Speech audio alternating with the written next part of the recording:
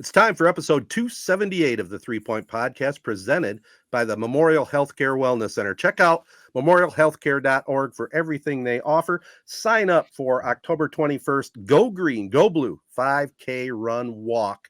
Sounds like a lot of fun for all the Spartans and Wolverines out there. We also want to thank our local partners, AZee Branding Solutions, Jacobs Insurance Agency, Kori Shook and Associates Real Estate Services, Nelson House Funeral Homes, Rivals Taphouse and Grille, and Success Group Mortgage and Servicing. We're going to have a special guest tonight, Casey Smith of Z92.5 and the band Shiatown.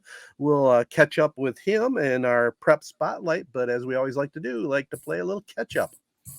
Yeah, so I had this is maybe the most embarrassing catch up I've ever had. It's really not much of a story. It just shows kind of how lame I really am. So Thursday night, I'm bored. Back into town. It's my 3-year anniversary. And what do I find myself doing bored on a Thursday night is I'm just cruising around. I find myself tuned into Z92.5 The Castle to listen to Ted's and Bart's call, which I tell you what, Thursday night, this opening weekend every year feels like there's tornadoes or it's blistering hot. There's always some big old problem with the weather.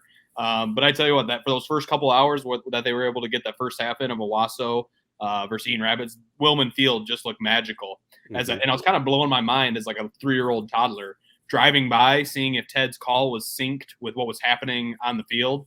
Probably wasn't, was it? Perfectly. So I just thought it was awesome. But the reason I bring this up, one, you guys are a great duo, Ted, as we've always said, you and Bart.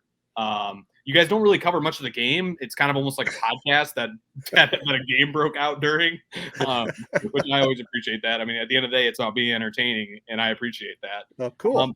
But the biggest thing of this was, my God, I thought you guys were going to die up there in the booth.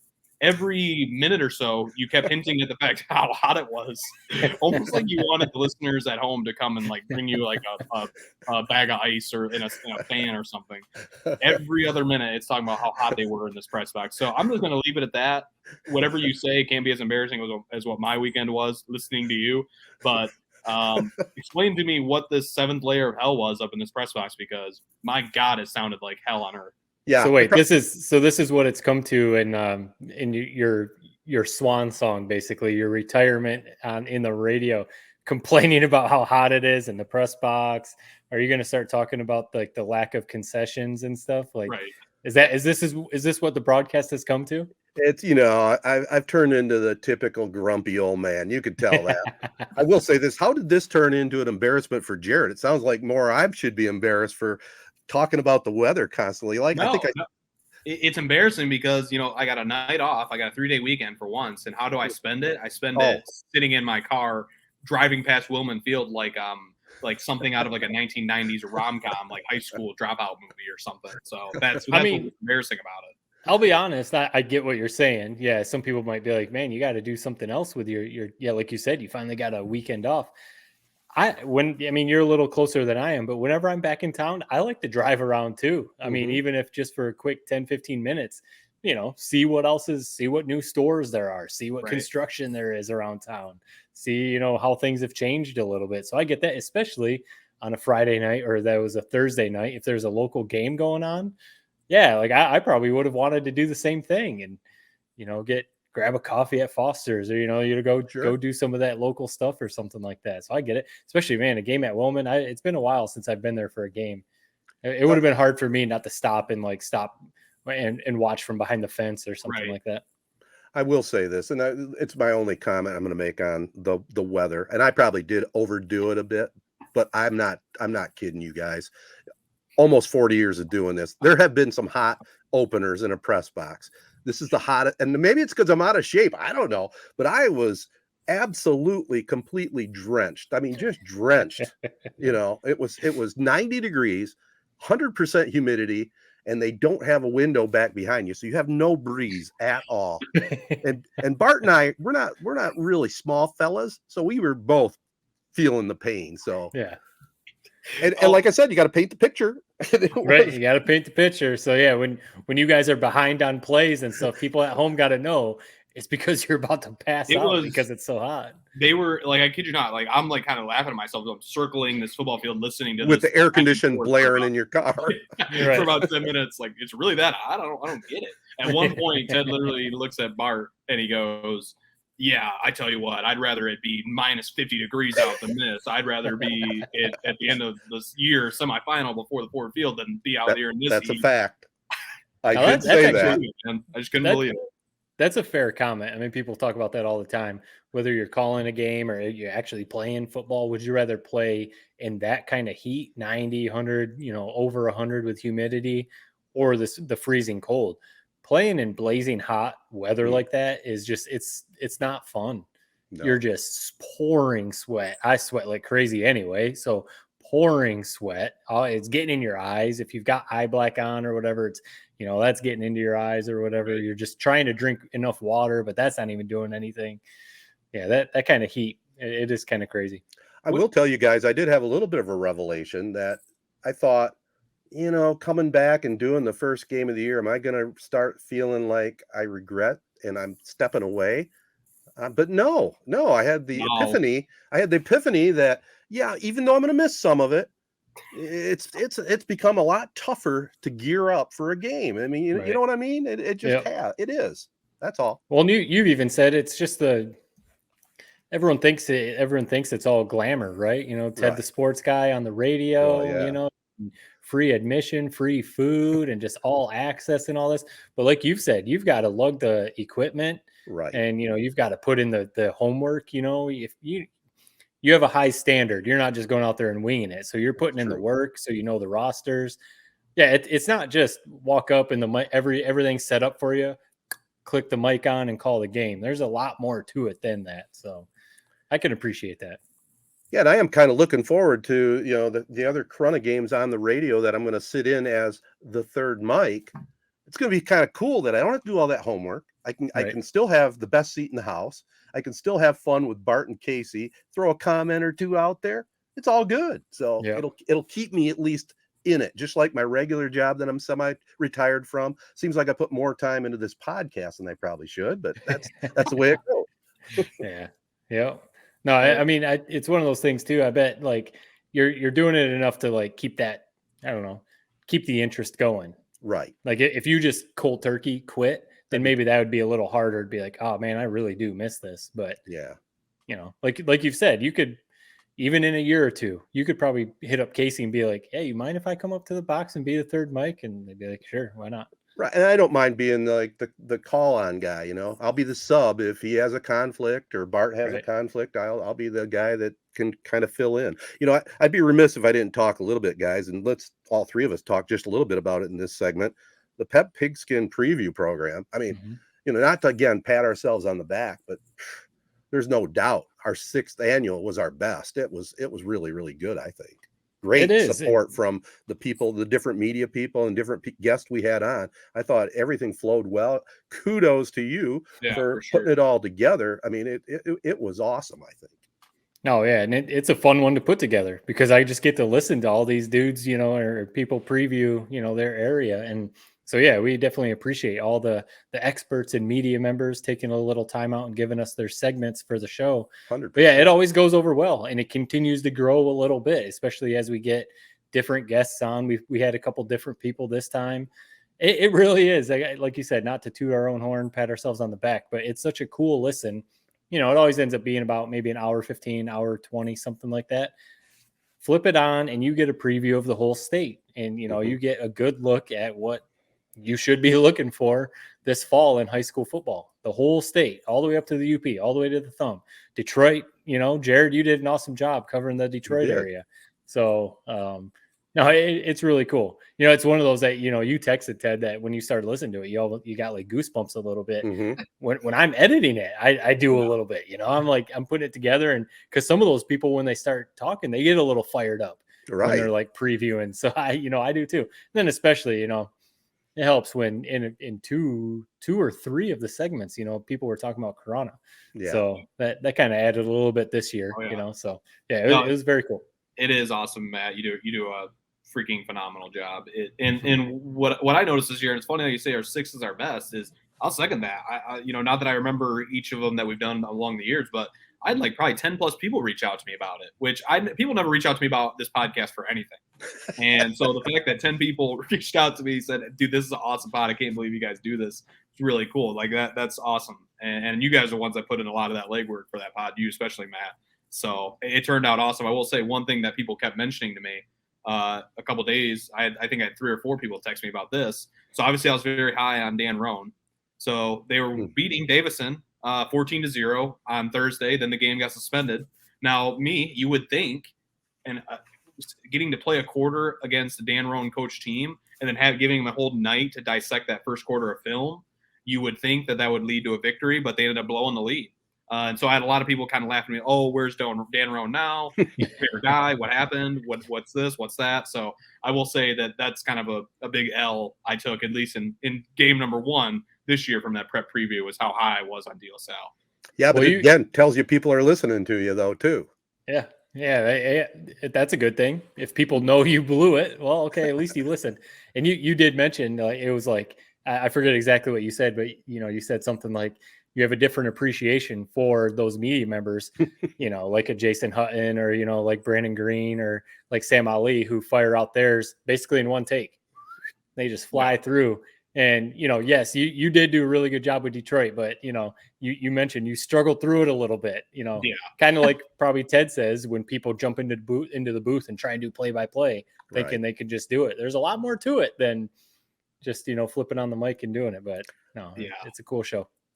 Well, I loved it. I love the fact, too, that I noticed on our 3 Point podcast social media page, we've picked up a lot of new followers, too, from all over the state, which was really cool to see.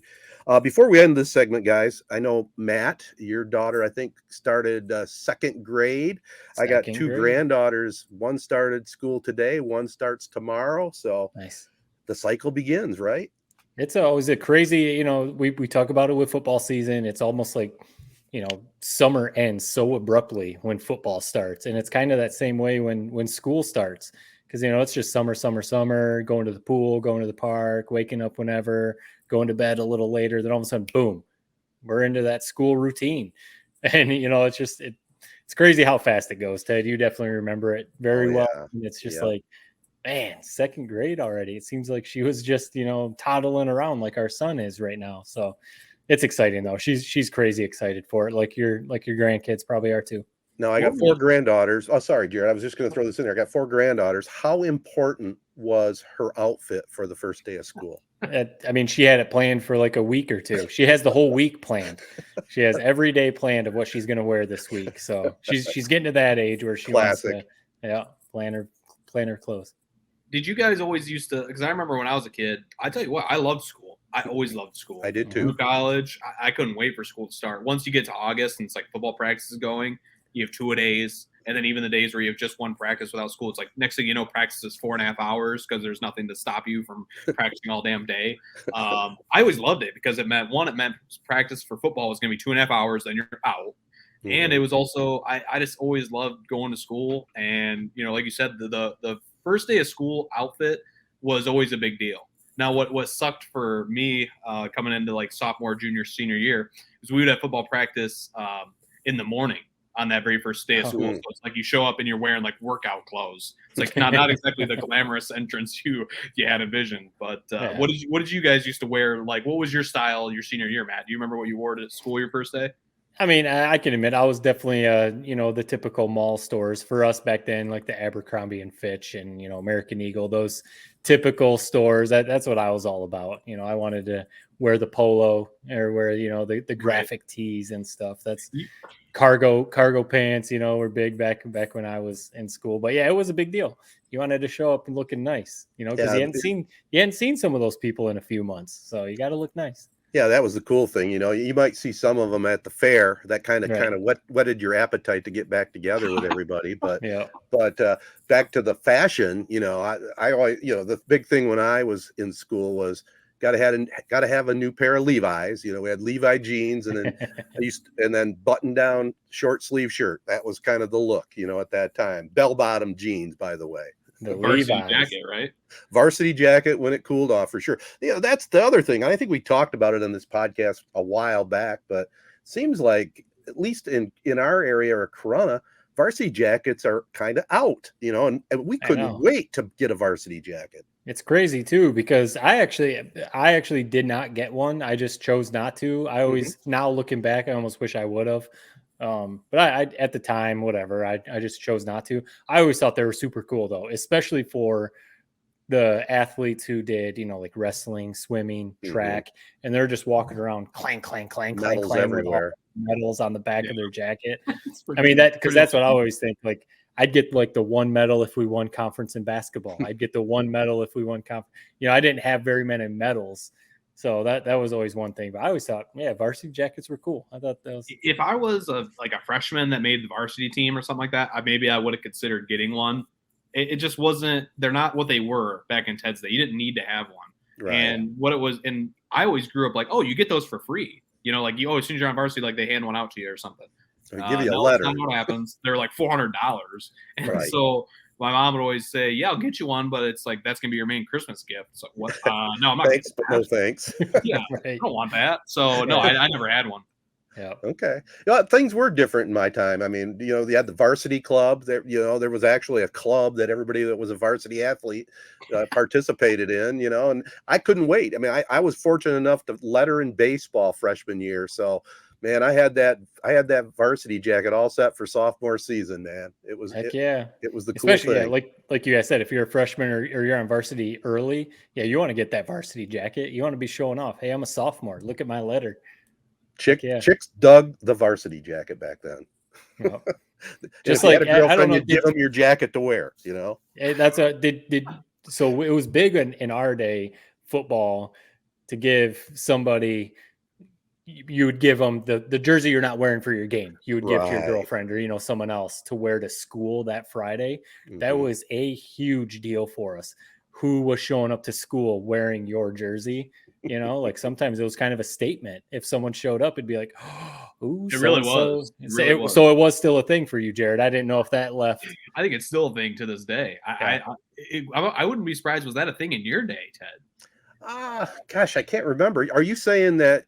Just you would be surprised who would be wearing your jersey? No. Well, I'm just saying, like, if you were dating someone, obviously you're probably giving it to your girlfriend. But sometimes, some people would kind of rotate who they give their jersey to, and if someone else showed up with it, it'd be like, oh man, so and so is wearing this guy's jersey this week. All right, might be a cat fight. Yeah, no, it really is kind of funny how that's like how it would work. It's like if you were wearing a guy's jersey, like. That's like you guys were dating. Right. And I remember like I didn't really think anything of it. I would just kind of hand it out. Somebody asked me if they could wear it. Sure, you can wear it. I don't really care. And like I remember it would always be like that Friday night or something. My mom would be like, "Whoa, this person's wearing your jersey. You guys dating?" Like, no, literally, it just I mean nothing. There means nothing. This game means nothing. So that just shows you that it's like it transcends generations, man. It's if you were wearing somebody's jersey, it's a big deal. So. Wow. Well, I could tell we're all excited. High school football is upon us, and we're going to have fun. And I think in this podcast we'll talk a little bit about the Tigers, but after tonight it's going to be mostly football here on this podcast, no doubt about it. And we're going to talk a little football with our special guest Casey Smith in our Prep Spotlight coming up right after this.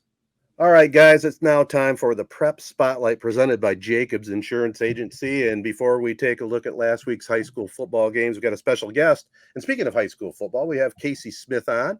He is going to be taking over play-by-play duties at Z92.5 The Castle. He's taken over the microphone for me after almost 40 years. But Casey, we got you in there on Friday afternoon for the second half of that Owasso game. First of all, how did that feel? And are you all ready for Chesaning at New Lothrop Friday night?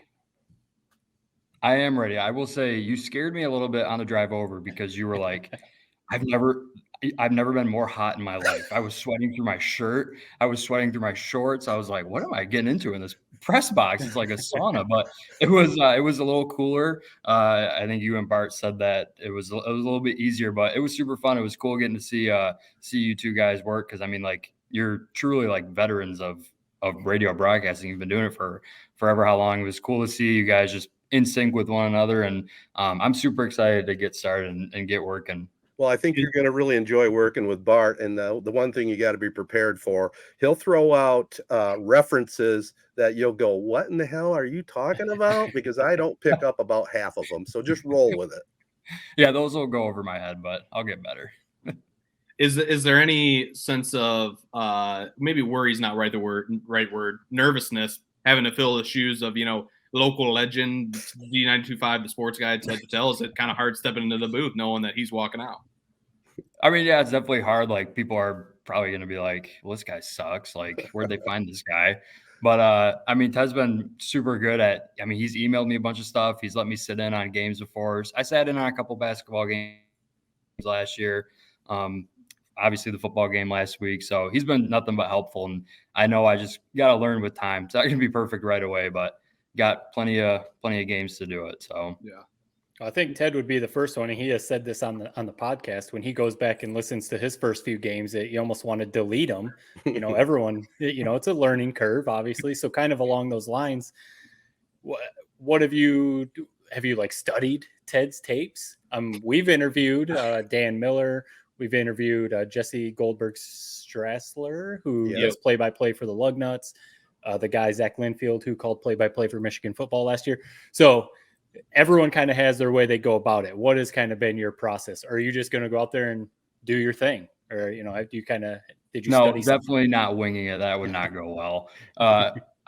This is going to sound weird. I've thrown on some games at home. It's obviously when I'm home alone, my girlfriend's not home because she would think I'm weird. Throw some games on the TV, mute the TV, and then I just kind of call the game as it's happening. Whether that works or not, I don't know, but it gets me at least a little bit more comfortable with like the speed of football, because I'm more used to basketball just because that's what I filled in more a little bit last year. But like the speed of football is just a little different. It's kind of a lot more rapport with you and your partner a little bit. So honestly, yeah, that's kind of what I've been doing. And then I've listened to some games from last year that Ted did on the 3-Point Pod replay. So that's helped too, definitely, for sure. What's the hardest part of announcing a game now that you've kind of dipped your toe in and now you're going full bore at this? What's the hardest part of announcing a game that you didn't realize would be that difficult before you started? I mean, definitely keeping up with the speed of things. And then also I would say, like, when you watch a game at home and there's a big hit and you're like, oh, whoa, like just being like a mega fan, like kind of gotta be a little more reserved when you're maybe on the radio and things like that. Right. And definitely, like, everyone has biases and stuff that creep in. So just kind of keeping it neutral and giving everyone a fair shake, which is what everyone deserves, really. Well, you got the right attitude at it. And like I've mentioned to you, I'm certainly not going to be looking over your shoulder. My main tip for you is just be yourself. Pretend you're talking to a blind person. You got to describe everything out there because they can't see what's going on, and you'll figure it out. Like you said, I mean, you'll find your own niche, you'll find your own style. And just a little tip on doing football compared to basketball. Basketball, you're just going from each side of the court up and down, trying to keep up with the action. In football, you'll find yourself to be trying to call the play right as it's going on, but you'll find it be more effective if you just are a beat behind the play, so you can watch it and then describe it. That's right. About the only tip I'm going to give you. Yeah, I know you've said that before, that you just kind of let things happen, and then if you're a couple seconds behind, people at home can't tell. They're not watching live. Exactly right. That's what blows my mind about the guys on TV. Like, the really good guys on TV, like, they're on it the second stuff is happening. Yeah. It's kind of crazy. Yeah, because I mean, you got to think about you see cameras often get faked out by a triple option, so because they're trying to follow the action as it happens. So that's an interesting tip from Ted. I hadn't really ever thought about it. The kind of, because you don't want to be calling out, oh, he hands the ball off over the right tackle, and next thing you know, they're going over the left tackle up the sidelines for a touchdown, and you're like, wait, never mind, they're actually going the other way. So you don't want to do that. Where's the interest come from? Like, you obviously, you're a teacher at Corona. We'll probably get into it a little bit, but you're in the band Shiatown, who, you guys have been on the podcast before. You have other interests, obviously. Is this just kind of a hobby, or have you always kind of wanted to get into this? I mean, it's always been cool, like, seeing Ted, and then his partner during the basketball season is my dad, Joe Smith. So it's always been cool kind of just seeing them, like, be around high school sports and stuff. And it definitely, like, just gets you involved in the community a lot. Mm-hmm. Like, I mean, Ted goes to any high school sporting event, and how many people do you know? 50? Most Like of you, them. you just know everybody. Like my dad's the same way. He'll go to a basketball game and he knows, the people that are there all the time. And so like that kind of started it. And then I don't know, it was probably maybe 3 or 4 years ago, Ted reached out and just said, hey, like when I'm done doing this, is this maybe something you'd be interested? And I never really thought of it, but it's like, yeah, you know what? I think that would be kind of cool. So past couple of years kind of been getting my feet wet a little bit, jumping in on some games here and there. If I wasn't into it and if I didn't like it, I would have told Ted like, yeah, this really isn't for me. I'm just going to, you can find someone else, but it was something I really enjoyed right from the start. So Yeah. it was kind of a perfect fit. He's doing a great, and I say this all kind of a little bit sarcastically, but I'm going to say it anyway. He's doing a great job bringing you in kind of under your wing. But is there kind of a part of you that there's sort of like a haze hanging over this season, knowing that like he can't, he's going to jump in on games when he wants to. He's coming to the big games, and now the ones that aren't big games. Corona games now. Corona games. Is there a cloud over this year, knowing that you kind of got Joe Paterno on his like one last season on his way out? Joe Paterno. Oh, are you calling me saying? Or whoever it was, McGloin or whatever it was that took. I don't even remember the guy's name. That wasn't the right comparison. Is there a sense of like just he's kind of waiting in the wings behind you? Are you excited for the days when you can kind of spread your wings and fly and form your own thing at the castle? As much as you appreciate his guidance now, are you looking forward to those days? I mean, looking forward, I guess, yeah, like when I'm, 5 years down the road, but like he's done a good job of like I said, he has all the contacts. So he's emailing the ADs, the coaches, hey, like, here's what can we get your rosters? Here's what we need. Here's when we'll be there. So I just kind of get to show up, call the game and let him worry about all that stuff, which is nice for now, me being, new to it all.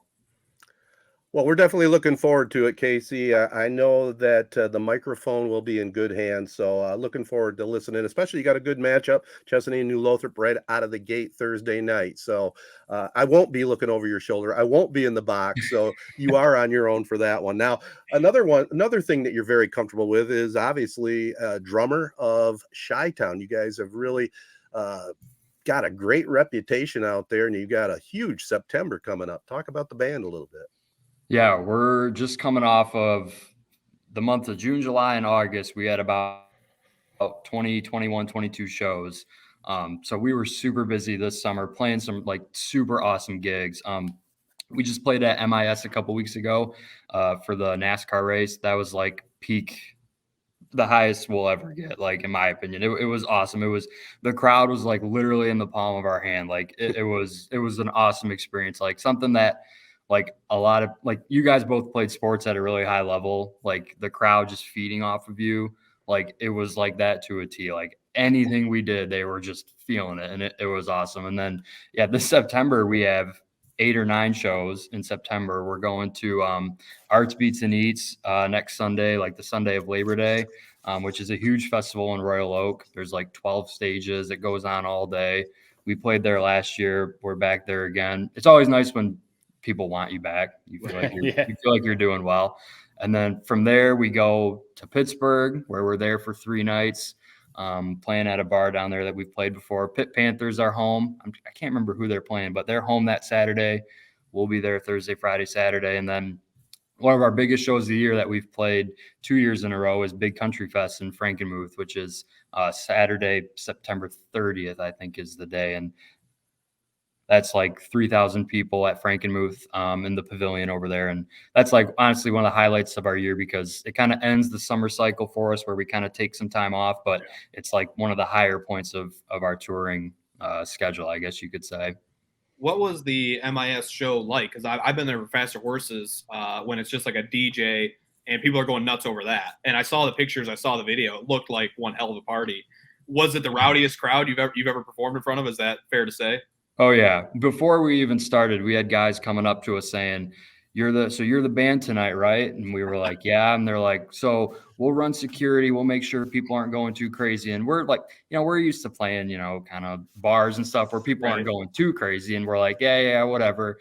I'm glad they were there, because people were on each other's shoulders like the second we started, and people were running around, climbing up on the gate, trying to get up onto the stage. It was pretty nuts, but at the same time, you kind of love that. Like, Yeah, you want them to be feeling it. You want them to be into the music. And, it's a super cool environment down there. I've never been down there except for the state cross country meet. So seeing it for what it's like truly meant to be, like a NASCAR party kind of atmosphere, it was awesome. Yeah, not to take anything away from that, but it's crazy to think that like at its peak in like, whatever the 80s, mid 90s, when they had stands all the way around the whole track. Think about how many people were there back then compared to now. I'm not taking anything away from what you were talking about, but So have you guys ever been to a NASCAR race? Yeah, I've mentioned it on here before. I've been to MIS, the August race, I don't know, 10 or more times, quite a few times. Oh, he also picked up bottles afterward when he was a kid. Yeah, you mentioned that on the pod a few weeks ago, which Jared doesn't do anymore, by the way. That was probably the highlight. Jared has some hot takes on this podcast. Let's call them hot takes. Let's call them takes. I was going to ask you though, kind of along those lines. You mentioned like that MIS maybe would be your guys' peak. Shiatown. We know how it goes, with this podcast, even we all have jobs, Ted's trying to retire, but you can only put so much time into it. Kind of the same with you guys in Shiatown.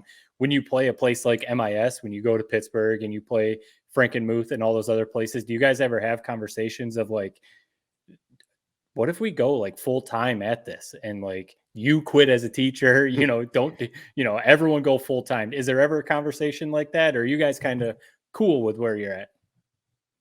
No, we're cool with kind of taking the band as big as we can while keeping our normal day jobs, our normal, day-to-day living. Like, the two guys in the band, they work for IPS, which is a propane company out of Byron.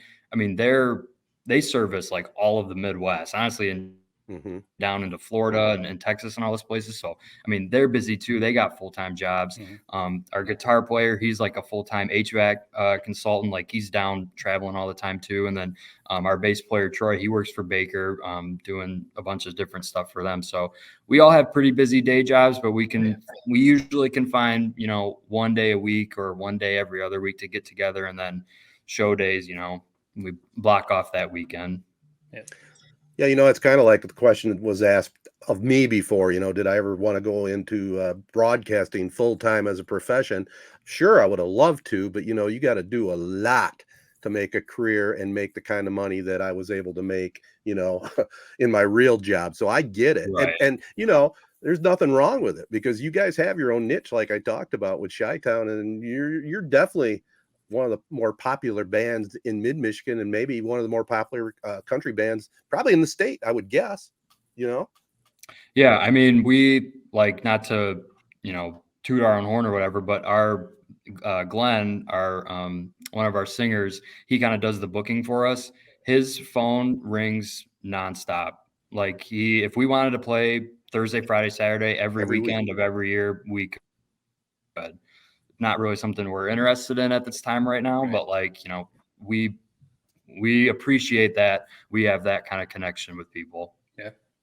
Very cool. Well, stick with us. Well, before we send you out of here, we're going to wrap up this prep spotlight once again, brought to you by Jacobs Insurance Agency, with a look at the games from last weekend. We had a wild start to the season with the weather situation, tornadoes rolling in, all kinds of crazy weather Thursday night, even had a delay in the Owasso game on Friday, but you're going to be starting out up at New Lothrop, and they picked up a very impressive win over Muskegon Catholic, 34-20.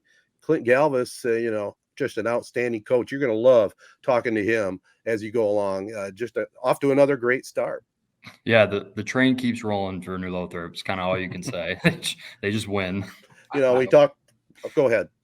No, I have something. I know you're going to roll into Corona and some other schools. Yeah. I just have kind of an overarching topic that I'm wondering what you guys think. So the big thing that a lot of schools do on this opening weekend every year is they'll play kind of a neutral site game.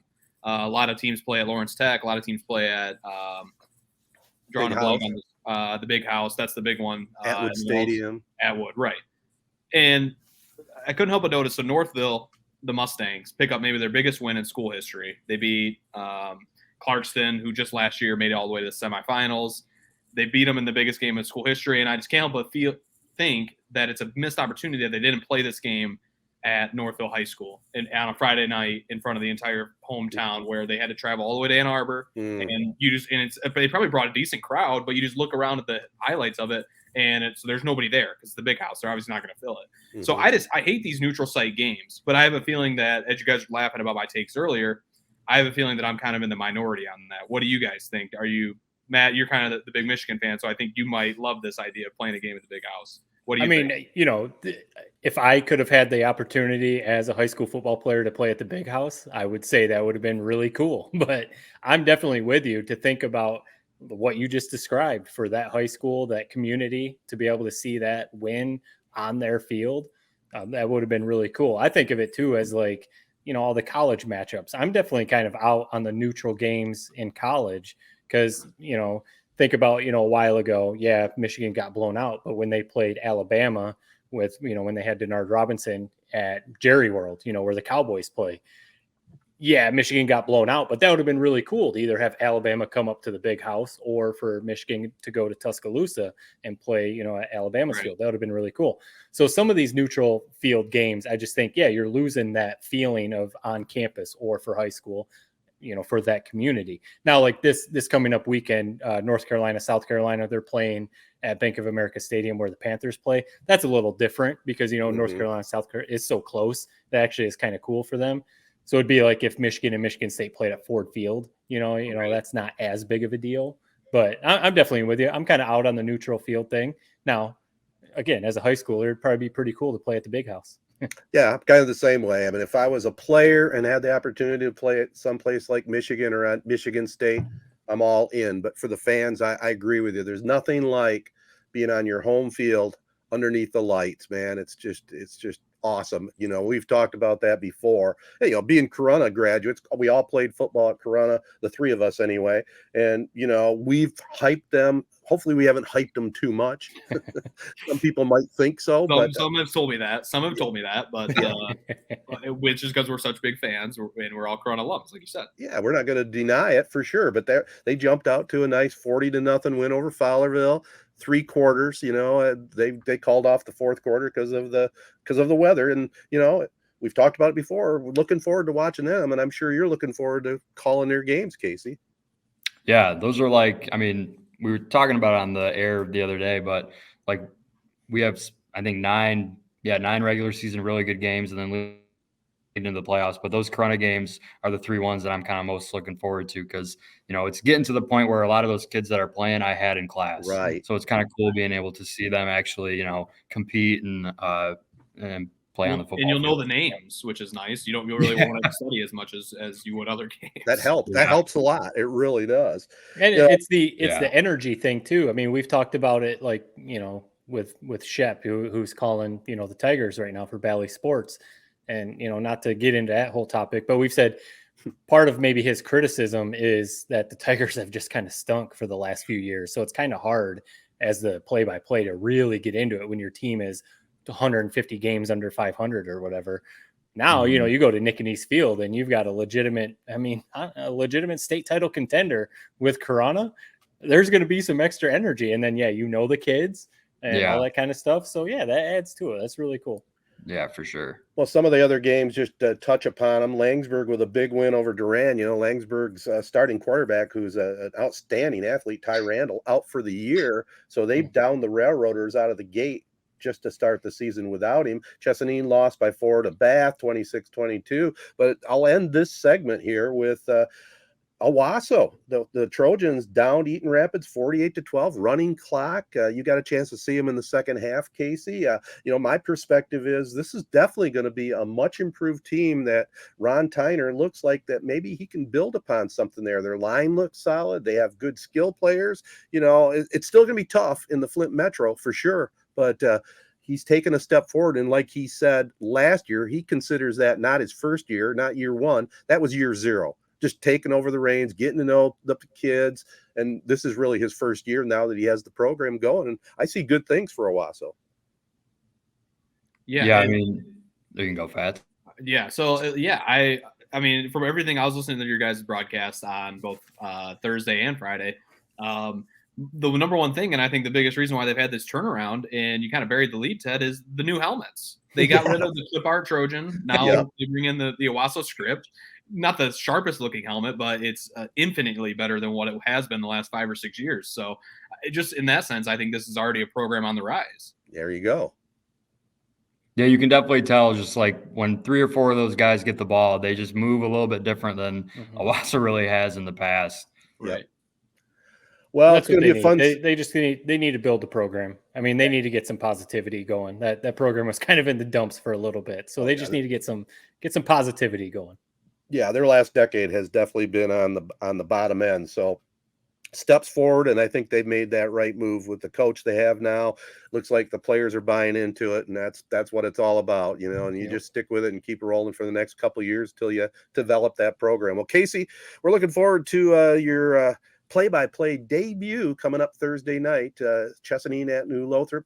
Appreciate you joining us here on 3 Point Podcast and the Prep Spotlight, and the best of luck to you. And if you ever have any questions, give me a holler, but I'm not going to be offering too much advice. and if you want, only if you ask for it. And if you want a good laugh, you should listen to my one and only play-by-play debut on Z925 The Castle. It's actually Chesaning versus New Lothrop, about 60-0 after the first quarter. That's the worst play-by-play that's ever been done on those airwaves. So you can't be any worse than that. So for whatever. Well, thank you. I appreciate you guys for having me. All right, Casey. We'll see you later. Jacobs Insurance Agency has served Shiawassee County and the surrounding area since 1977. Just like 3 Point Podcast, they've had 3 generations: Gary Jacobs Sr., Gary Jacobs II, Brian Jacobs, and Noah Jacobs working for you. Jacobs Insurance Agency is a big supporter of our area schools and our sponsor of the Prep Spotlight, with offices in Waterford and in Owasso on M21 just west of Home Depot. Stop in or go online to jacobsinsurance.com to get a quote or get your questions answered by one of their industry pros. Insure everything, local, independent, and trusted. It's the Jacobs family working together to protect yours. Jacobs Insurance Agency. Good stuff there with Casey. I'm looking really forward to him doing this season and many, many seasons beyond. It's really kind of cool to keep it in the family. You know, I've been doing it for almost 40 years. He's my nephew. Jared's my nephew. It's kind of interesting to be able to keep it in the family. I'm looking forward to Casey doing a great job. But let's move on, talk a little sports. And we got college football week 1 now coming up. We had week 0 behind us, you know, a couple blah, blah games, Notre Dame and Navy in Ireland. That was kind of cool to see a little bit of it, but it's for real now. You know, Central Michigan at Michigan State Friday night at 7, East Carolina at the Big House Saturday. I'm holding off till Friday, and then I'm signing up for Peacock for at least a month, and then we'll go from there. But what do you guys think starting out the season now? You know what? This is a side note. I'm kind of surprised you don't already have Peacock, but I bet once you sign up, you know, I know you're probably going to click around and be like, "Ooh, I haven't watched this series," or "Ooh, I haven't watched this." And I'm not saying $5.99 a month is nothing. I'm not saying that, but you know, it's not too bad because there are going to be, like, I think Michigan State, Washington is going to be on the Peacock app. Yep. I think Penn State has a game or two that are decent. So there's going to be some other games on there too. So it might be worth keeping, you know, and basketball. There's going to be Big Ten basketball games on there too. So. To be honest, Matt, I'll probably keep it. You know, right. Probably keep it. Just turn it into your budget, your whole big old TV package budget. Yep. But anyway, yeah, it will be kind of different. That some of that stuff changing. A lot of the streaming that's going on with football season this year. But yeah, we're heading. I mean, college football's here. Week 0 was last week. It was funny at work. You know, it was full on back to a college football Saturday at work, and kind of similar to what we talked about with school starting or football, you know, whatever. It's always funny when that happens because it's like, boom, all of a sudden we're back to fall football. Yeah. And it's at work kind of, you know, same with you too, Jared. It's like full on football season now. So, but I'm excited because, you know, Michigan, you know, they're preseason ranked number 2.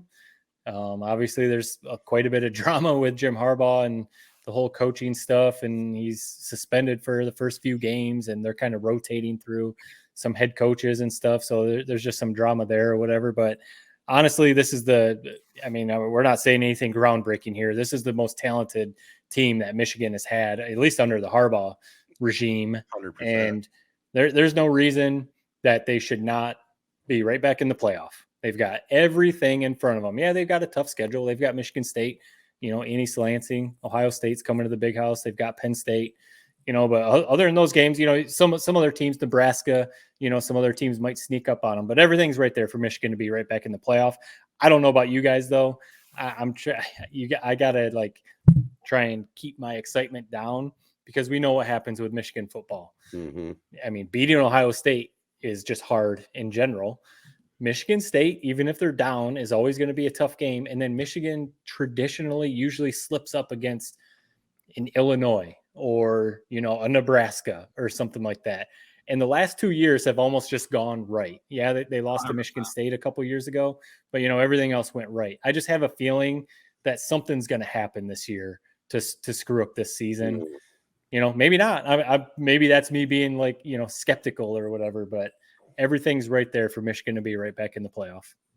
Yeah, I don't know. For whatever reason, I have like a bad feeling in my stomach heading into this year because of all the reasons you laid out.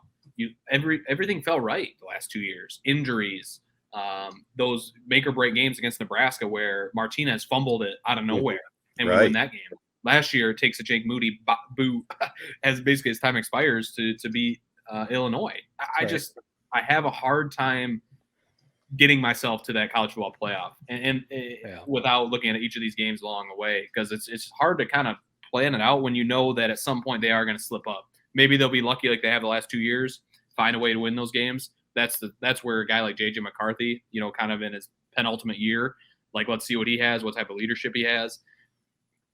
It's just hard for me to get rallied behind this season, knowing that at the end of the day, there's a Georgia waiting for you. Or if it's not Georgia, it's Alabama. Or if it's not Alabama, it's LSU. With what we saw last year against TCU, and I know I've harped on it a million times, it's just hard for me to sweep it under the rug. I don't know if it's ever going to align as perfectly as it did last year, like it will for Michigan in that college football playoff with who's going to be waiting for them. Every year we see 2 SEC teams there. Last year was the only year it wasn't. We saw a Georgia team that was in some way beatable. Ohio State nearly had them, and they couldn't do it. I don't know. I'm kind of rambling right now, but basically what I'm saying is it's hard for me to get excited about this game coming up this weekend. Will I watch it? 100%. Will I subscribe to Peacock? Yes. But it's just hard for me to get super duper excited like a lot of Michigan fans are when I saw what happened last year at the end of the year. It's just hard for me to get around that. Yeah, once you get a few games under the belt, I think you'll get it back. I think, we'll see.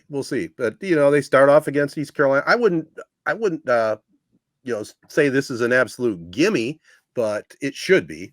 But I mean, look at how Harbaugh handled the naming of the new head coach. It's a mockery. It's hilarious how much of a joke he made out of naming his successor, or whatever you want to name it, for these 3 games. He's got 4 of them, right?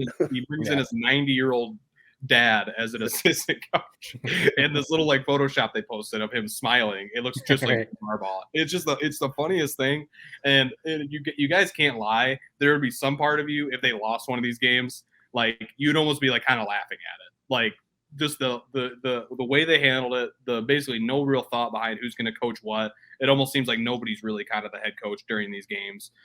So it kind of makes me a little bit nervous knowing that if we did lose, it maybe break the entire program for the rest of my lifetime. But it's still funny to see how Harbaugh just kind of sticks it to the NCAA in that sense. And I'll just say this real quick about that suspension. I loved what he had to say at his first press conference since this all went down. Basically saying like for 6 entire minutes off the very top before he even got asked a question, basically saying how the NCAA is sucks. It needs to be gone. Ted, you actually said that on your radio broadcast on Friday night. The NCAA needs to be gone. It does.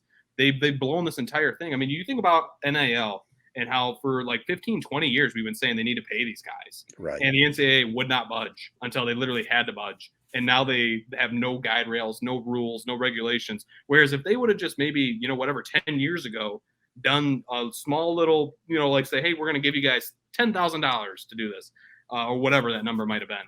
We could have avoided this entire thing where players are now getting $3 million and there's no way for it to be divvied up amongst all the players, which is what Jim Harbaugh was bitching about.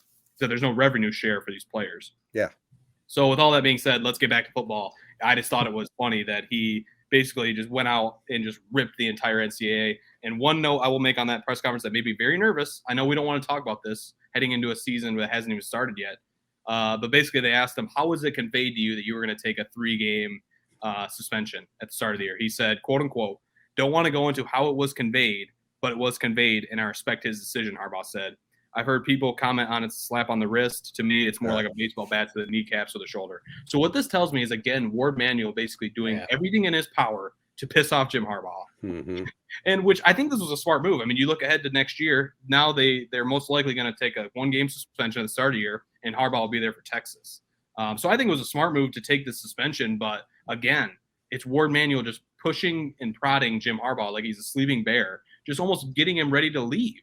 And I just hate that. So what do you guys think? One, on let's get back to Michigan, but in terms of off the field and this whole suspension and how it was handled, what did you make of that?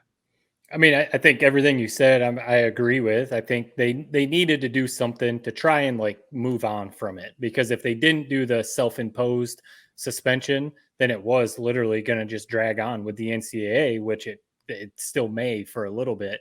But they needed to do something. Suspension, boom, 3 games, move on from it. Clearly, Harbaugh, and I'm sure he's basically the main one who made the decisions for head coach, is giving a middle finger to the NCAA, because I think there's a legitimate, he's trying to give all of these guys a chance to be a head coach, because if they want to be a head coach, they'll be able to say, look at my tape in game 1, look at my tape in, this game 2, where I was the acting head coach for Michigan. I think he's given these guys an opportunity, but making his dad a special assistant coach for that 3rd game for like the second half or, whatever it is clear. Obviously his dad did coach for, a long time in his career. Oh yeah. He's legit. He's but like he 80 years old. He's not giving them anything of substance on those sidelines, man. So that's definitely a little bit of a middle finger to the NCAA. And then when he opens up his press conference, like you said, with everything he said was spot on, but it's clearly him saying, I can't stand the NCAA. Get this NCAA organization out of here. And everything he said was right, though, because he's talking about how much money the networks, the TV networks, the schools, the conferences, everyone makes. Share that millions and billions of dollars off of these athletes, basically. And then when you have other coaches who are making $100 million and they're complaining about not enough money for NIL and all that other kind of stuff, it's clearly just a messed up system. It's just, one school can do this, other school can do this. It's just really backwards and messed up and, just a mess. Yeah. And I worry a little bit about the whole Ward Manuel, Jim Harbaugh thing. I've Seems like they don't get along. Right. And I think they did originally, but I don't think so. They don't see eye to eye anymore. And like I said, last podcast or the one before that, Ward Manuel, if he was in Jim Harbaugh's corner, he'd be battling his ass off with the NCAA, with the other athletic directors to say the NCAA needs to get out of here, because I can't stand the NCAA, what they've done to college football either. It's ridiculous, and we know they're living on borrowed time. They're not going to survive. It's going to be the football powers that are going to dictate everything. And we'll see what happens. But I am a little concerned about the Manuel Harbaugh situation. And, the NFL is right around the corner. So we talked about the kind of how they could slip up. I'm going to throw a few games out to you guys. You guys tell me which of these kind of makes you the most nervous. So the real first true test we have is at Nebraska, September 30th, which is week 5. That worries me a little bit. That could be tough. Week after that, you have at Minnesota. And then this is the one that I kind of have circled is and it's at home, which is the only reason that kind of makes me a little bit less apprehensive about it. But Purdue at Michigan, November 4th. I think one of those 3 games, man, are going to be one of those where you all of a sudden you flip on your TV. It's, 3rd quarter and Michigan's down by like 3 points. Mm-hmm. It's just, I worry about those 3 games especially. But of those 3, which one of you guys worry about the most? Is Nebraska the first road game other than Rutgers? Yeah. Yeah. No, that is the very first road game, period. Okay, that worries me. Yeah, because Rutgers is at home. So, yeah, they go on the road. And, Matt Rule at Nebraska, obviously it's his first year. So, what does that roster look like? I guess we'll see. But he is a good college coach. He wasn't good in the NFL, but really good college coach. So, what is Nebraska going to be like? And Nebraska doesn't like Michigan. Michigan doesn't like Nebraska either. But it's kind of like a weird rivalry a little bit. Purdue is always kind of weird. There's a little bit of a fluky offense, kind of hard to probably scheme against. I think it helps that Jesse Minter, the defensive coordinator for Michigan, he got to see them in the Big Ten championship game last year. So, I mean, they're basically going to be running the same offense. So maybe New that helps quarterback. a little bit. Yeah. But right, Purdue, that 3 years ago or whenever it was, 3-4 years ago, they went out and beat Ohio State and almost ruined Ohio State's season. So Purdue always seems to have those kind of upsets with them. Yeah. Honestly, man, to me, it's Michigan State. And some of my friends, they just roll their eyes at me, but I'm like, I am, after trouble with the snap, and I've probably said it on this podcast, I am never believing that Michigan is beating Michigan State until the clock's hit 0 and they have more points than Michigan State, especially in East Lansing. And Mel Tucker is going to want to, and the whole Michigan State program, if Michigan happens to be undefeated at that point, they want nothing more than to ruin Michigan's dream season. Night game, prime time. Right. It's going to be prime time. I mean, that game always is, and who knows what the weather is going to be like. That's always an issue at that time of year. So that's always the one. Get past them. Penn State, I think that's always like a flip of the coin. Penn State is, pretty good, but Michigan State, that's always the one to me that I'm like, just get by them. Just beat them. Do not let Michigan State ruin your dream season. Hey, before we end this segment, what about Michigan State? I mean, to tell you the truth, we know how loaded Michigan is, but there's a lot of question marks with the Spartans. I mean, their quarterback is now the starting quarterback for Auburn. I mean, there's some question marks. What do you think, Jared? Yeah, it's so what's funny to me about this whole Michigan State thing, and Mel Tucker's actually getting a lot of shit right now from alumni and fans, basically because what he said was, so in an interview with Graham Couch, local guy, basically he said, it just boggles my mind how there can be an expectation to compete at the highest level, but not be at the highest level in other areas. I just don't know how that happens. You've got teams in the conference spending 12 to 13 million on NIL. We're not even close to that. Dude, I'm so sick of this guy. I hate to say I was right, and we had some moments of doubt. I mean, we all remember the 2021 game against Michigan, where it's the biggest game in both programs' histories, basically, it felt like at the time, and we lost that game. But what is going on with Mel Tucker, man? And the funniest part about this is when he got hired, he said something along the lines, and I'm paraphrasing. Basically, I got everything I need here. Everything you need to compete at the national level is here. And guess what he wasn't saying in 2021? Oh, I don't have the resources to compete at the highest level. He was brought in as this kind of master recruiter.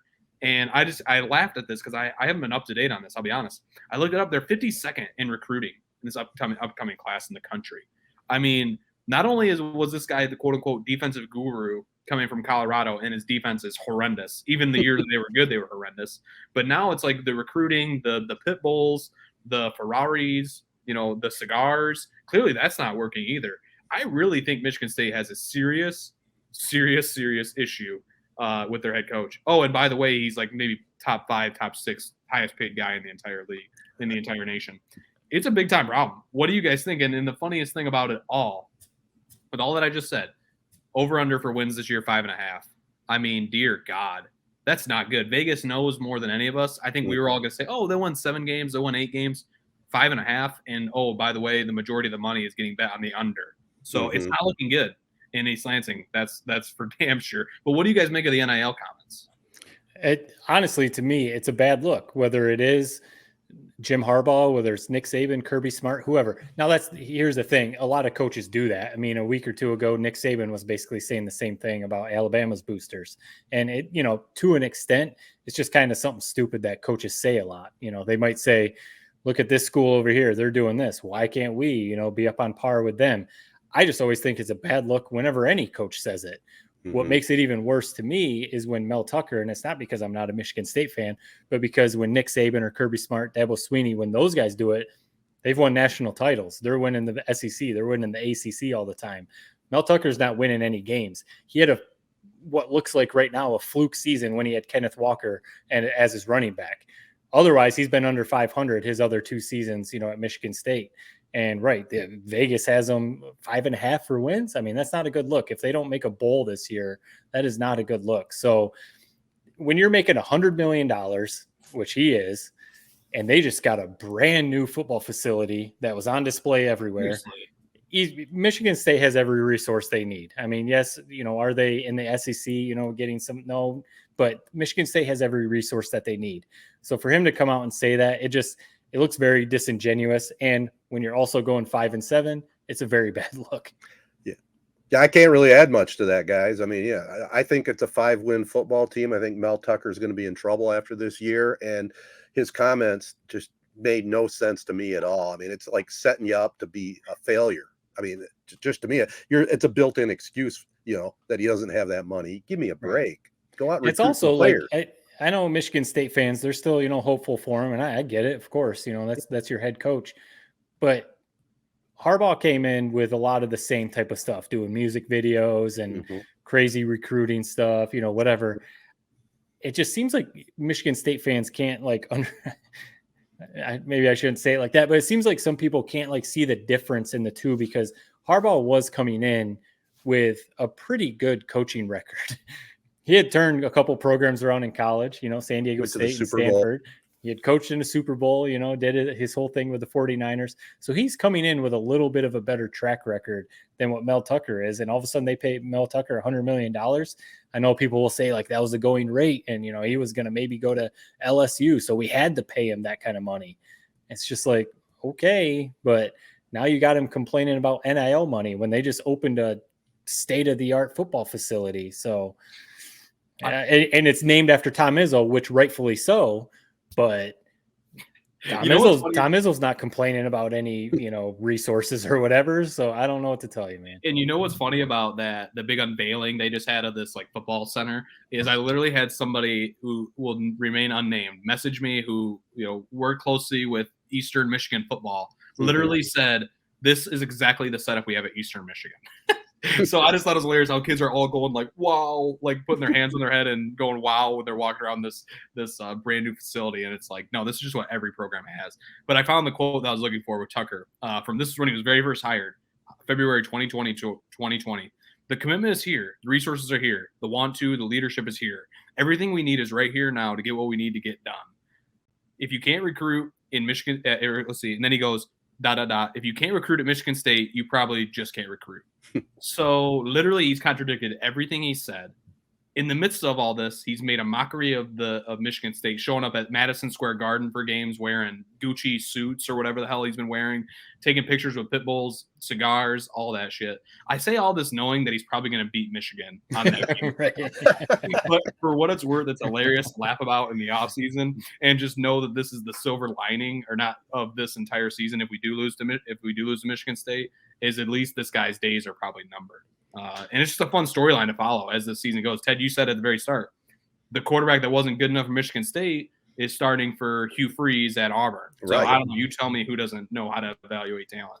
Exactly. I don't know, but it's been a really fun year, man. What do you guys think on the 5 and 5.5 number? Doesn't it sound really low though, with everything we've said? Personally, I don't think so, because they have a pretty tough schedule, similar to Michigan's. And I think it's the hardest in the country, third toughest in the country. Right. Wow. And their roster just isn't good. They really don't even know who their quarterback is. Their offensive line is not very good. Like you said, he was supposed to be a defensive backfield guru, and their pass defense is pretty bad. JJ McCarthy really should light them up, but and really Michigan should run the ball all over them too. So that game could turn ugly, but it's Michigan State. You never know. So I think it's right where it should be, to answer your question. I think the 5.5 is right where it should be. With all the negativity I've said about Michigan State, I'm going to make a bold prediction. Oh boy. They are going to beat Washington week 3. I think for as much as we've kind of clowned Michigan State, I think they're one of the most underrated teams in the country. I really do. I think they're going to get to 6 wins. I've never seen a Michigan State team really, really, really struggle in my lifetime. And I just really think that no matter what, you can pencil in for 6-7 wins every year. And I think Washington is the most overrated team, maybe in all of college football. Michael Penix Jr., or Michael Penix III, I really do think he's one of the most overrated quarterbacks in the entire country. And that's a game at home. Michigan State's going to be 2-0 heading into that game. Knock on wood. I know they're only a 14-point favorite versus CMU. They're going to be at home. They're going to be 2-0. I really think everything's going to be rolling in the right direction. I think they're going to shock the world. They're going to win that game. I really do think. Now, will that translate to the rest of the season? I'm not sure. But I think that game is going to be a very, very good game, and I really think Michigan State's going to win it. Week 3, mark it. They could, and they've maybe a little more under Mark D'Antonio, but they seem to win games like that quite a bit. Yeah. Are they going to be doing it consistently with Mel Tucker? I guess, we'll find out. I think Penix could light them up. There's the potential there for that, but Right. He did it last year. Right. year. That's for damn sure. Yeah, I don't think he's a bad quarterback at all. So I give No, him a little I'm not bit saying more he's credit. bad, but it's like you would think we've seen this guy in the Big Ten for years and years. He went to Washington for 1 year in the Pac-12, Right. and now you would think he's like the number one guy heading into the NFL draft next year. I just don't understand that. Yeah. If he's healthy, he's up there. Speaking of quarterbacks, and I'm sorry I buried the lead on this. Last thing on Michigan, JJ McCarthy. I have become anti-McCarthy. Oh no. Listen, what is the deal? He did nothing last year. Really did nothing. Really good against Ohio State. Hit a couple wide open throws. Cornelius Johnson most famously. But listen, I don't understand how people are coming out and saying he's like a top 5 quarterback in the country with the film we saw last year. People point to that TCU game as like he lit it up. I mean, am I crazy? He lost the game for Michigan last year. As a former quarterback and not some expert, I sucked, a lot more than I was good. When you lose a game for your team. And that's what he did against TCU. 2 pick sixes, completely swung the momentum. Yes, he played pretty well after that. But 2 pick sixes, a fumble. I mean, how can we look at that game and that film as the most recent thing we watched? And you just look at all the big heads around the entire country. They're saying this guy is like on the Heisman watch. What am I missing? Can you guys answer that for me? What am I missing on this whole JJ McCarthy storyline? Where between that game last year, the last time we saw him, and opening day this year, you would think he's going to be Tom Brady. I mean, I think maybe just pointing at the TCU game, those 2 pick sixes were very out of character. They were the only pick sixes he threw all season. So, and he only had a couple other interceptions of the rest of the season. So it was very out of character for him to throw those 2 passes. And then for me, it was the way that he battled back. Some quarterbacks would have maybe folded, right? But I mean, he was literally like, the phrase, he put the team on his back. And really the only reason that they were back in the game was because of him. Because I mean, TCU was doing a pretty good job at stopping the run. Obviously Blake Corum wasn't in that game. So, I mean, really, that game and the Ohio State game, I guess, are the 2 that you try and look at and see like this is the ceiling. Right. Not the pick sixes, but all the good stuff. This is what he really could be. Obviously last year with Corum and Edwards, which they're going to have this year too, they're going to be run heavy. So, I mean, maybe they're going to try and throw it a little more this year. So we'll see a little more from him. I just think it's the accurate or the athletic plays that he makes. We haven't seen from a Michigan quarterback in a little while. The throws on the run, the play action where he scrambles around and then throws, down the sideline and stuff. He makes a lot of throws that we hadn't seen from a Michigan quarterback in a little while. So, I mean, I'm bullish on him because I'm a fan. I think that the ceiling is there for him, but we've got to see it. We got to see it. And I like him. Before you go, Ted, I like him.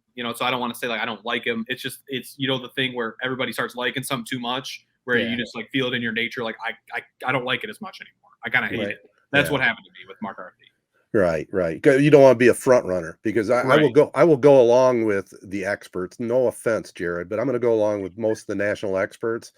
I think you throw out the TCU game anyway. Just overall for Michigan, just wasn't a great performance. But Matt, you hit it right on the head. He could have folded and he didn't, and he came back and they didn't lose the game at the end because of him. That's for sure. So I don't know. We'll see. I'm excited about Michigan football for sure.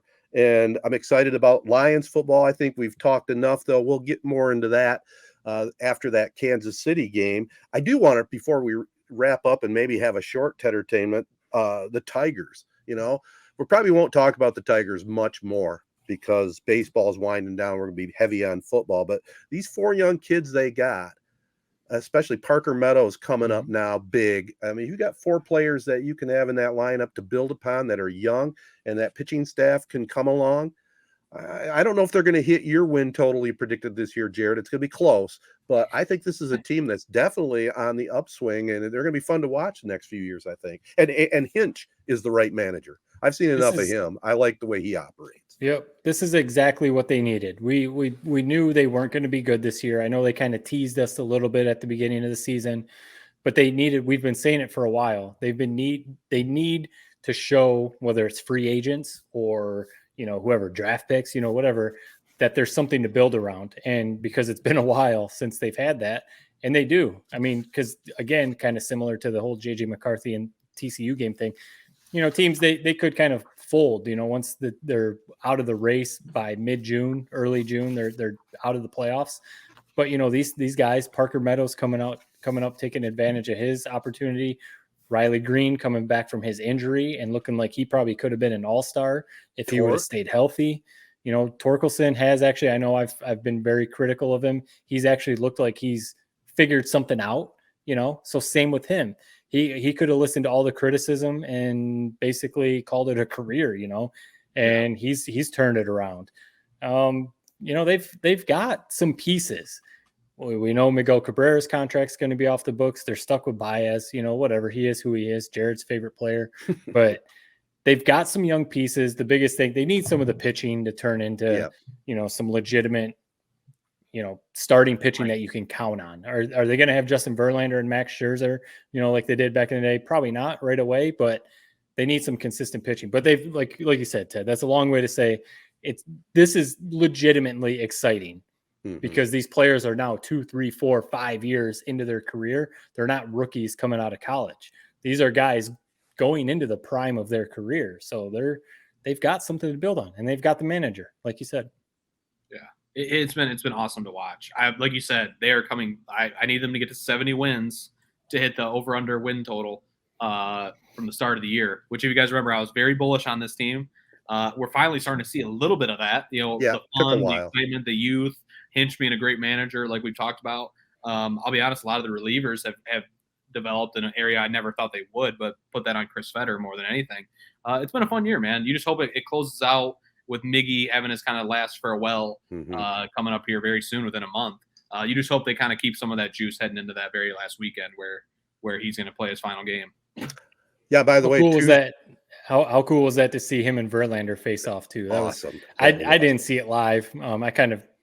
I knew Verlander was starting. I kind of forgot to turn it on, but I saw the clips online. Obviously, that was really cool to see that.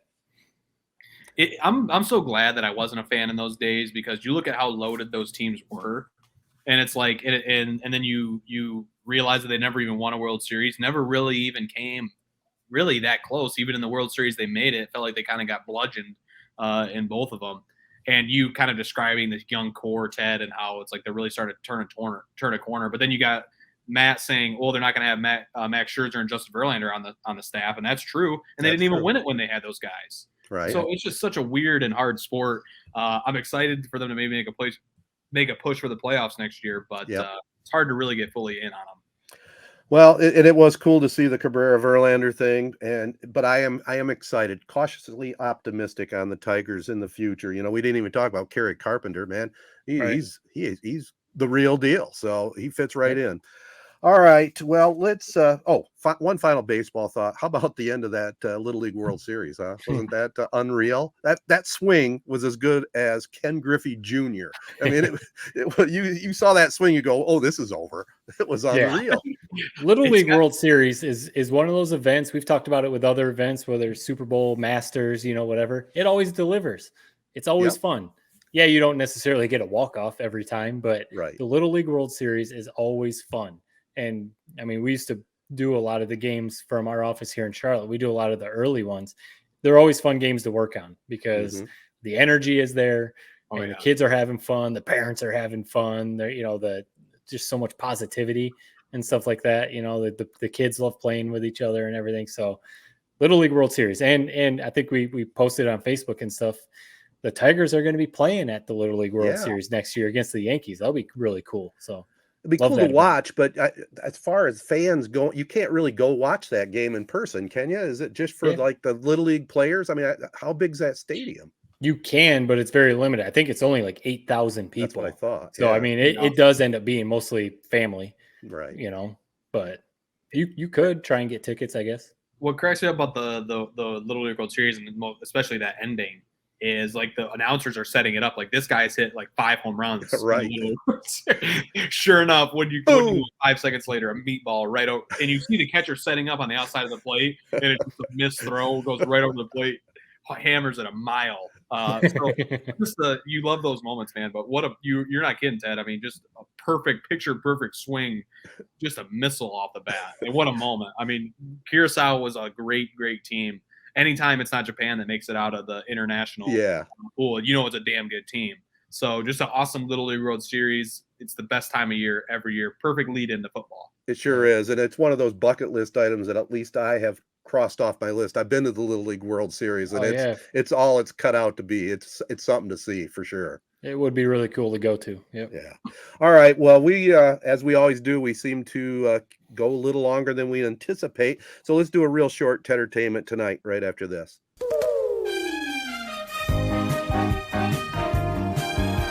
All right, I got one thing I'm just going to throw out there. I mean, we can't really get into Swamp Kings or BS High. We can talk about it, but we haven't really seen it. Casey set us up on that, and I look forward to seeing that this next week.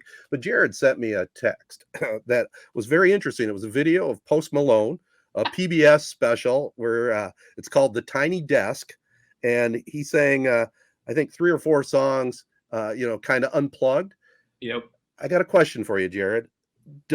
Are you out on Post Malone because I like him, or is it kind of cool that he crosses all age groups? No, it's cool. I like Post Malone. I'll be honest, I don't love his new album, but that NPR Tiny Desk, those are always so awesome, by the way. If you haven't watched those, it's really cool listening to the original song and then listening to them do it with this instrumental brand. I don't know what the word is, Ted, you're the music guy. Like I said, unplugged. They used to do it on MTV where they it's awesome. And no, it just kind of blew my mind. I thought he nailed those covers, or not covers, but those different versions. And I just thought it seemed like something right up your alley. So I just wanted to do a review of it. That's why I sent it to you. It was very good. And I do like it when artists do a little different take on their own songs, maybe a different arrangement. And that unplugged thing is a really cool way to do it. So kudos to Post Malone. Now, guys, how excited are we to see BS High? Are you excited? Do you think it's going to be worth watching? That's on HBO Max right now. So I watched it. I'll real quick. I watched it. I'll say my thoughts. Oh, you did? Next week. Okay. Yeah. But I figure maybe we can all do a recap next week. So I'll save my thoughts for that. Sounds good. But I thought it was a good doc. What do you think, Matt? Well, yeah, I haven't watched it yet. I want to, because I think we were all, when that was actually happening, the whole Bishop Sycamore school thing, it was just so mind boggling what the heck was going on. So it'll be cool to see some behind the scenes, because I really hope that they actually show some of the behind the scenes, what actually happened, how they ended up on ESPN, how they got all these kids, all that kind of stuff. Because kind of like what you were saying, Ted, earlier, the Swamp Kings documentary on Netflix, basically. So no, you ask, am I going to watch the Bishop Sycamore one? I have no interest in watching the Swamp Kings one, because hearing all the reviews from all the people who did watch it, I don't know if either of you did. Nope. It is everything that, at least me personally, but it sounds like a lot of other people too, it was everything that people did not want it to be. From the sounds of it, it turned into just a fluff piece for Urban Meyer and Tim Tebow. And, no one needs that for Tim Tebow. He's like the most positive. There's nothing bad you can say about that guy. But Urban Meyer, on the other hand, why would you want to do something like a fluff piece on this guy? If we wanted to see a documentary about that era of Florida football, which, Jared, do you remember that era? Yeah, I remember. Yeah, no, that's like honestly that 2006, because if you remember, it's Michigan versus Ohio State. Right. That was kind of the very first time I was cognizant of football, and what I was watching was that 2006 season. Right. So that era. So you remember, Ted? You obviously do too. Oh, yeah. That was. I mean, we're not Florida fans, but that was a pretty awesome era of college football. And for them not to go into some of the behind the scenes stuff with all the characters that they had on those teams. That's the stuff people wanted to hear. That's the stuff people wanted to hear. Not just, hey, Urban Meyer, amazing coach. Hey, Tim Tebow, amazing quarterback. Yeah, we won a ton of games, couple national titles. It's like, it's another one of those untold, people said like the title of the documentary is Untold, but it's all stuff that we already knew. So what are you doing? It's kind of the same with the Johnny Manziel thing. Yeah, it was all right, but the Johnny Manziel stuff for the most part was all stuff we already knew. So I don't like, what are we doing here? Like, kind of to that point, you mentioned Michigan, Jared. They didn't even talk about Michigan beating Tim Tebow and Urban Meyer in the bowl game in 2007. So, I mean, that was probably an Urban Meyer choice. One more quick thing on that. So Paul Feinbaum was in that documentary. He was, because he's big in the SEC and stuff. So he was in that documentary. He mentioned at work, people were asking him about it after it came out, and he said that because he wanted to go in on Urban Meyer and maybe offer some criticism and probably say some stuff. Every time he started to like get a little cross the line, I guess the producers would tell him to stop. We got to get back to the positivity. So even that kind of stuff. I mean, so he flat out said that. That's what they told him. Wow. Yeah. You know what? So, it's so true. It was propaganda. That's what it was. I watched the first 2 episodes of this thing. I haven't watched the last 2. There's no need. One, it's 4 parts, but the Johnny Manziel gets the 45-minute treatment. No kidding. I mean, maybe we could have had a little bit more meat on that bone, and maybe a little bit less on this one. It was.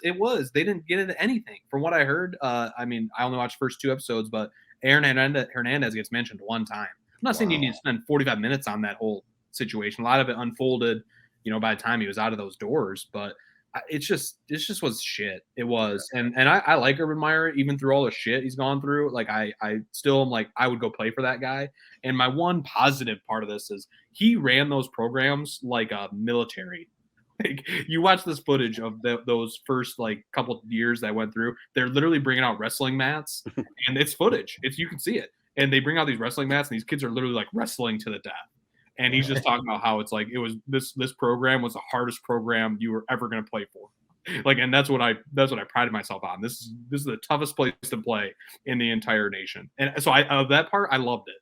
But in terms of what we were kind of promised, which was, we're going to get this whole behind the scenes story of what actually happened with all the arrests and how it was kind of chaos behind the scenes, but they won games on Saturday nights. We didn't get any of that. Right. It just was a bummer. Yeah, well, I think we're finding out that the Netflix and Untold, franchise doesn't quite keep up to 30 for 30 or HBO documentaries. No. It's third tier. So I might watch some of it, but it just depends on my schedule. There's going to be a lot of football games on the schedule coming up. So once you sign up for Peacock, you're going to have a whole other library there to watch. Oh yeah, I'm in on it. I will say I did watch the Ken and Barbie documentary on HBO. Oh yes. After you talking about it, I kept it in the back of my mind. I was like, man, I do want to watch this at some point. So recapping it for somebody just tuning in, I mean, it's Ken and Barbie, these killers up in Canada, right? Yep. Okay. Yeah, so they're, they got together. The guy already was a sicko, and then he, basically linked up with this girl. They turned Ken and Barbie because they were two really attractive, successful people. That's where that comes from. But yeah, everything that unfolded with them, man, pretty wild stuff. And to think that, they're still, they kind of got, it seems like they got off a little easy, for what they did, but pretty wild, crazy stuff. Did it live up to what I told you that it was a mind blower to watch? Yeah. The whole time. I mean, I'm going into it with those expectations, but the whole time it is like, oh my God. I can't imagine. Not to give, it's not like a spoiler alert type stuff, but so they record part of what got them in trouble was they recorded everything. Right. And, they had everything on tape that they did. And they played these tapes for the jurors. Right. And in the courtroom, they're playing these tapes of this stuff happening to their victims. And I was telling my wife, like, I can't imagine, civic duty or whatever you want to call it. We all got to do jury duty every once in a while. Can you imagine that you got selected for something like that? And they interviewed one of the jurors, and she said, like, it still haunts her to this day. PTSD. And, like, to think that you didn't just get selected for some like drunk driving thing and, whatever. Yeah, guilty. Cool. Done. Out. Right. Forget about it. You get selected for something that literally is going to change your life, potentially ruin your life because you have to watch these tapes. It's kind of, it would just be kind of crazy. Yeah. It's a shame that you almost can't be like, I don't know. I don't want to do this. I do not want to do this. It is messed up, man. It really is. That those people got screwed. Right. They really did. But it's somebody like Ted that is on this jury. I love the true crime. I love this, I love that. And then it's like, oh, you really love it, huh? We're gonna give you your own special dose. On this tape. Little bit different. Yeah. Yeah, watching on TV compared to sitting in a jury box and watching Yeah. it. No way, baby. And I one last thing, Matt, because your story triggered a deep, dark memory that I've suppressed for years. Oh no. So you were telling the story about how when they were interviewing Feinbaum, they basically were like, as soon as he would go on a tangent, they would just cut him off. So I remember going into my senior year of football, right around this time of year, like a season preview type interview. I don't remember who the reporter was, came out and pulled me aside and was interviewing me. Every question I would be answering it about 15 seconds in. If I said something he didn't like, he would just drop the mic, just drop it and hold it at his side. Like this happened like 2 or 3 times to the point where even me as a kid, which you're just geeked up to be on TV, like you just love it. You can't wait to see yourself on the 30 seconds of the evening news. I was like, what do you want me to say? What do you want me to say, man? Because it literally would be like I'd be answering him, and then if it's something he didn't like, he would drop his mic. Did it 2 or 3 times. Whoa. So again, there's not really much of a story there, as much as it just was how messed up was that? Really, it's looking crazy. Back. So was this a typical local, guy with a camera on his shoulder holding up the microphone, and then he just dropped it? Just drop it. It was pretty cold blooded. I mean, my answers must have sucked, man. It was pretty cold blooded. Even me as a high schooler, just green around the gills, was this is kind of messed up, man. But whatever. We did the interview anyway, and it went off without a hitch on the evening news that night. But that's all I got. They found 10 seconds of good content from you to put in a bite. Just about all it takes. Yeah, that's funny. All right, guys. I think we've carried on enough. Good podcast. This has been the 3 Point Podcast presented by the Memorial Healthcare Wellness Center. Sign up for a membership. Get healthy. Sign up also for October 21st. Go Green, Go Blue 5K Run Walk. Also want to thank our local partners. They include AZee Branding Solutions, Jacobs Insurance Agency, Kori Shook and Associates Real Estate Services, Nelson House Funeral Homes, Rivals Taphouse and Grille, and Success Group Mortgage and Servicing. Speaking of Rivals, by the way, guys, I'm going to be popping in there Wednesday night. They're going to have a soft grand opening, going over their new menu and some other exciting things there. So I'll fill you in on that. Also want to thank Casey Smith of Z92.5 The Castle in Shiatown for joining us. Keep in mind, his debut will be this Thursday night, August 31st, Chesaning at New Lothrop in high school football here in mid-Michigan. That'll do it. Peace and love. Everybody be kind. Thanks for listening.